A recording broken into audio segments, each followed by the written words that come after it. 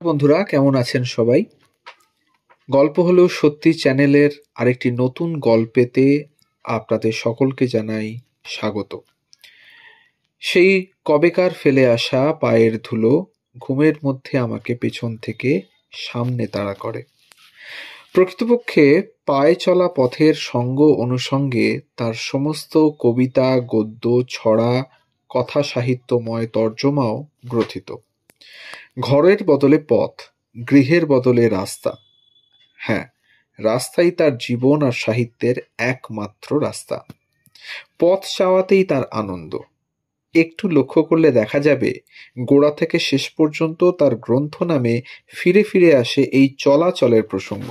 হাঁটা আর হাঁটা, পা তোলা, পা ফেলা, পদাতিক দিয়ে শুরু, তারপর যত দূরেই যাই একটু পা চালিয়ে ভাই, যা রে কাগজের নৌকো, এমনকি একবার বিদায় দে মা বললেই অব্যক্ত ঘুরে আসি কথাটা শোনা যায়।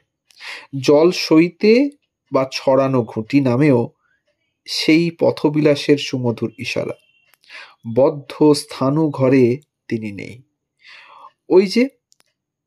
ওই যে বাহির পথে, না রথে নয়, পদব্রজে একটা জীবন এইসব হরেক প্রাণস্পন্দনকে সঙ্গে নিয়ে চলমান রইলেন কবি সুভাষ মুখোপাধ্যায়। গ্রিক শব্দ অয়দিপাস মূল ভাষার অর্থে গোদাপা। তার গদ্য গ্রন্থগুলির দিকে তাকালেও দেখি একই আলপনা। যখন যেখানে ডাকবাংলার ডায়েরি, নারদের ডায়েরি, আবার ডাকবাংলার ডাকে, এগুলো তো ছিলই। যেতে যেতে দেখা টোটো কোম্পানি কিংবা চরৈবতী সরাসরি আনে চলমানতার সংকেত। ইয়াসিনের কলকাতা জুড়ে হেঁটে হেঁটে পথে ব্যান্ড বাজানো আর শহর চেনা, অন্তরীপ বা হ্যানসেনের অসুখ উপন্যাসেও শেকড় ছিঁড়ে নতুন পরিবেশে যাওয়া, কে কোথায় যায় সেই যাত্রার আর এক বিবরণ। কবি সুভাষ মুখোপাধ্যায় 1919 সালের 12ই ফেব্রুয়ারি পশ্চিমবঙ্গের নদিয়া জেলার কৃষ্ণনগরের মামার বাড়িতে জন্মগ্রহণ করেছিলেন। তার পিতার নাম ক্ষিতীশচন্দ্র মুখোপাধ্যায়, মাতা যামিনী দেবী। তার ছেলেবেলা কেটেছে কলকাতায়। নিজের বাল্যকাল সম্পর্কে একটা চিঠিতে তিনি লিখেছিলেন, আমার শৈশব কেটেছে রাজশাহীর নওগাঁয়। ছেলেবেলা থেকেই পাঠ্য বইয়ের থেকে গ্রন্থকারের বইয়ের প্রতি তার ছিল অধিক আগ্রহ। সুভাষ মুখোপাধ্যায়ের রাজনৈতিক জীবন শুরু হয় মেট্রিক পাশ করার পর। 1932-33 সালে বঙ্গীয় প্রাদেশিক কিশোর ছাত্র দলের সক্রিয় সদস্যরূপে যোগ দেন তিনি। কবি সমর সেন তাকে হ্যান্ডবুক অফ মার্কসিজম নামে একটা গ্রন্থ দেন।